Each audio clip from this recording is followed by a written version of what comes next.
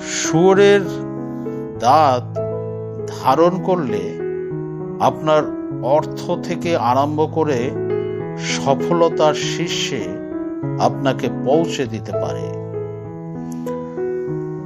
শুয়োর ভগবান বিষ্ণুর স্বরূপ। ভগবান বিষ্ণু শুয়োরের রূপ অর্থাৎ বরাহ অবতার ধারণ করেছিলেন। শুয়োরের দাঁত অনেক অনেক গুণ আছে। আপনি ধারণ করলে তার সব রকম গুণ আপনি পাবেন। বনের শুয়োরের দাঁত ব্যবহার করতে হবে, তবে কোন শুয়োরকে হত্যা না করাই ভালো। সেই শুয়োরের বয়সের ভারে যে মারা গেছে তার দাঁত জোগাড় করতে হবে।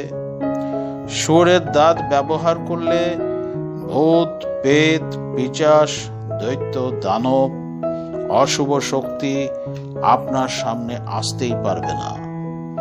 কোনো রকম নেগেটিভ এনার্জি থাকবেই না।